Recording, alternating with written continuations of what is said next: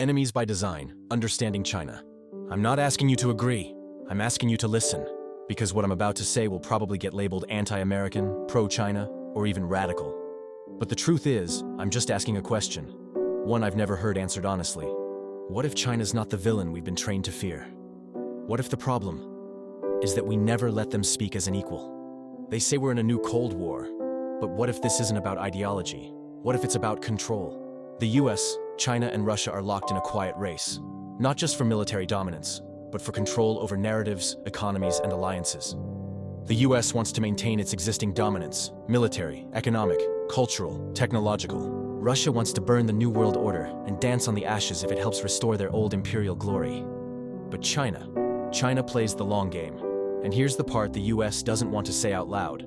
China doesn't want to burn it all down or return to the past. They want to reshape it, but they prefer to do it without war. Basically, include them in the decision-making, or they will do their own thing. The speech no one paid attention to. Recently, at a major security forum, China's Dong Jun issued a veiled warning to the US.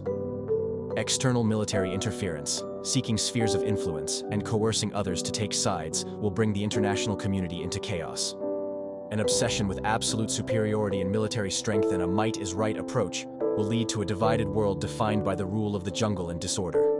They're not just criticizing policy, they're warning of collapse. When China says we don't want the law of the jungle, they're pointing at us. They remember the opium wars, the puppet regimes, the resource theft. And they're saying, never again. Now pause, forget everything you've been taught. What if China really would sit down and talk, if we actually listened? They've built a global trade network, not a global war machine. They've offered peace plans, participated in summits, asked for cooperation, and been laughed off as propaganda. They don't want to be the new US, they want to be China, respected, not policed. Because that's what this is really about, isn't it? Respect, or the lack of it. We criticize China for censorship, while our media manipulates truth like it's theater. We condemn their surveillance, while giving our own data away to tech monopolies.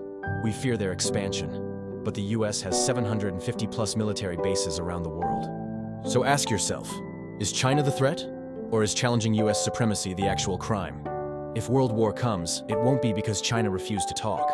It'll be because we refuse to treat them as an equal. China isn't innocent, no global power is. But of the three, US, China, Russia, they're the only one asking to discuss the future, instead of demanding a return to the past. And maybe, just maybe, if we sat down and actually talked, we could build a world where no one has to dominate, because everyone is respected.